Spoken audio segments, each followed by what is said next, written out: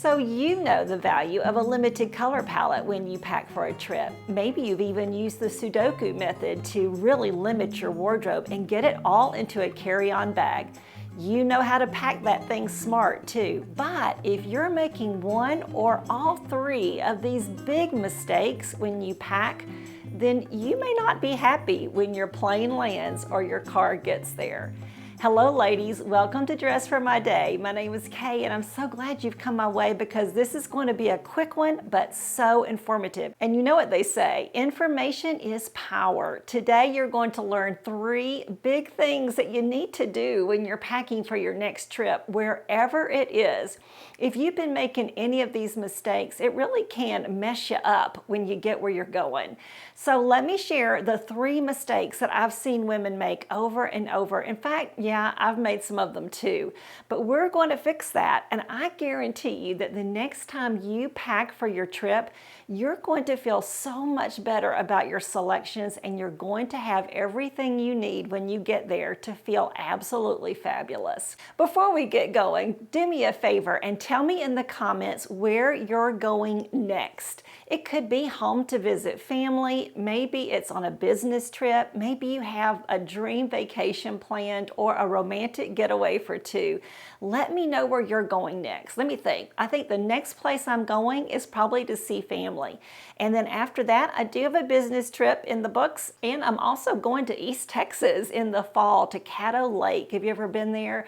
My husband took a trip there last year. He loved it so much. He wants me to go, and we've even invited my brother and sister-in-law to join us. So I'm really looking forward to that. No matter where you're going on your next trip, whether it's to visit family or friends, it's a romantic or fun, adventurous vacation, or even if it's a business trip, I think you're going to like these 3 questions that I encourage you to ask yourself.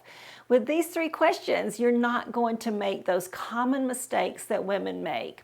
The first question you want to ask yourself is, what will I wear to relax? Yeah, I know you're doing lots of things on your trip.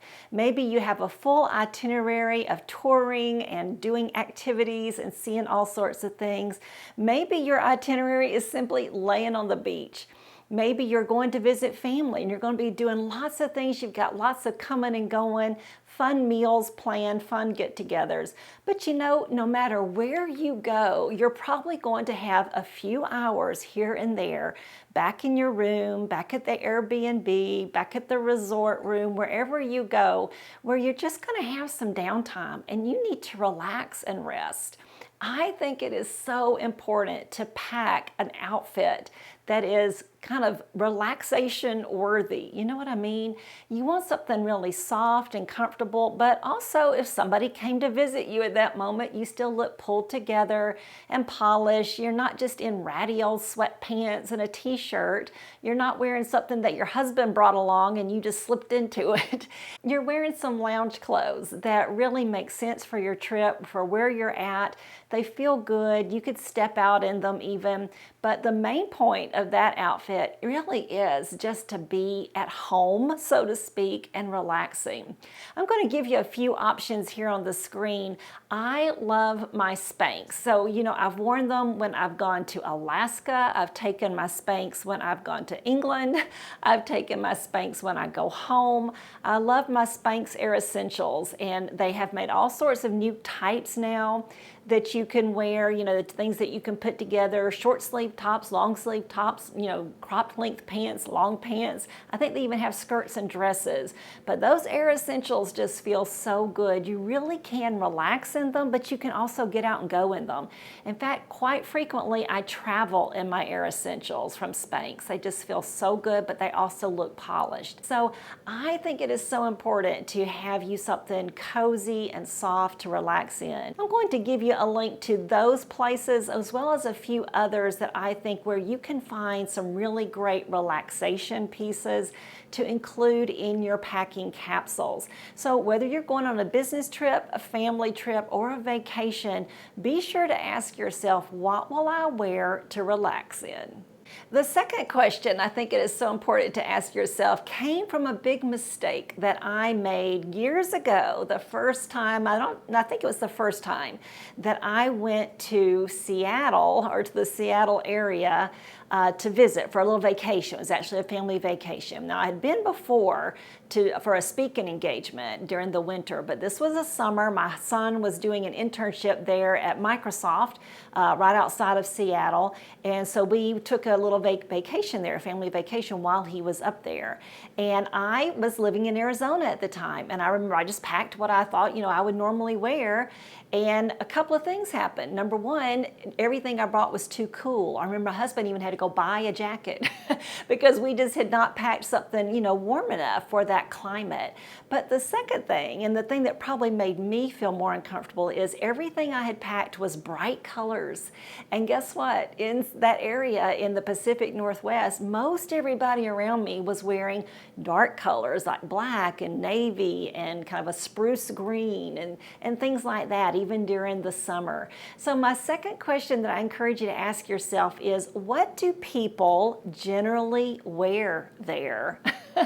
Now, that's not to say that what everybody else is wearing should dictate your choices when you're packing for your next trip, but it does mean that you might want to let what everybody else is wearing there inform your selections.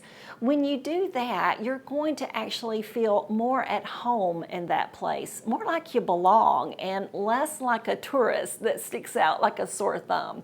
I have a feeling that I stuck out in my bright green and yellow and bright blue and red that I wore that summer. It was okay. It didn't bother me, and you just chalk that one up to an experience that you've learned something.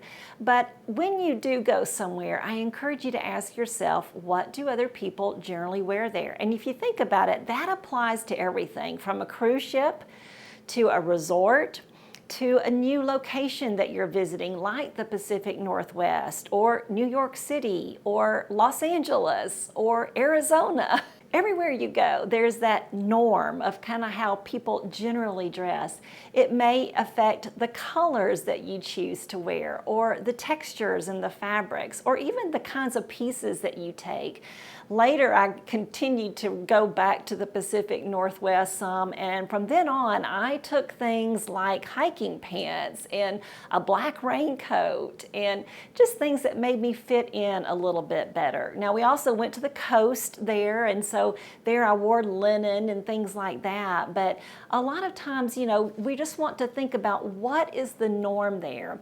Again, that doesn't mean you have to wear the uniform of the region, but you certainly want to know. But how are you going to know? Well, one of the tricks that I've found is just to search Instagram for that location.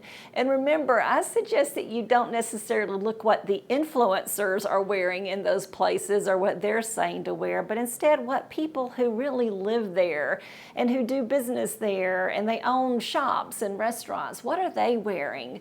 What does it look like when you see the pictures of people eating in restaurants at those locations or walking through those marketplaces? So think about, what do people generally wear there? I've been showing you some pictures from some of my trips where I actually did feel a little bit more at home or a little bit more at ease because I had asked that question of what's the norm. Whether that was on my Regent cruise, it was an Alaska cruise, so I knew they weren't going to be dressed up, and I saw that from watching some videos and reading some articles.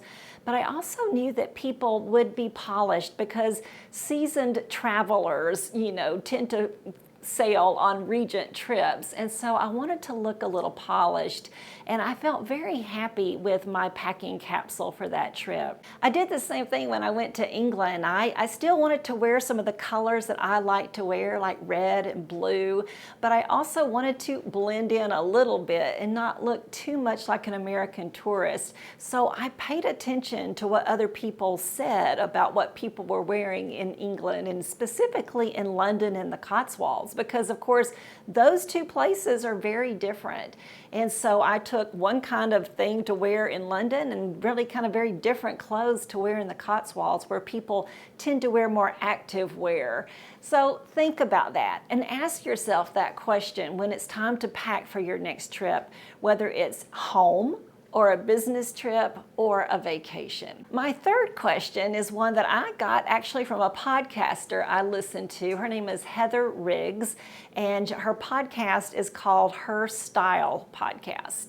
And I really love listening to Heather. In fact, I encourage you to follow her too, and I'm going to give you a link down below in the description box to her podcast. I really enjoy her. She said that there was one mistake that women were making when they pack, and it was specifically asking this question. But when she mentioned it on a podcast I listened to recently, I was thinking through other mistakes, and that's how I came up with the other two that I know I have seen women make, and like I said, I've made myself.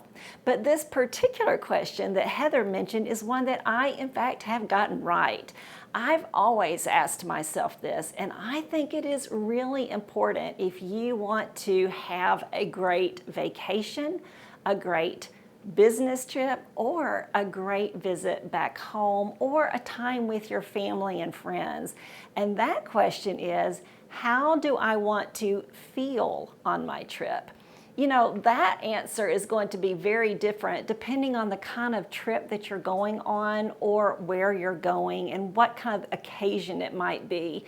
When I went on my Alaska vacation, I wanted to feel adventurous and brave, but I also wanted to feel smart. I wanted to feel like I knew what I was doing, and I wanted to feel pulled together and polished. Knowing how you want to feel on your trip is going to help you determine the kinds of things you pack to wear. Not really just the things you pack, but the kinds of outfits you want to put together. You know, when you go on that romantic vacation, you may want to feel romantic and swept away and a little exotic even. When you go on your next business trip, you may want to feel smart and confident and powerful.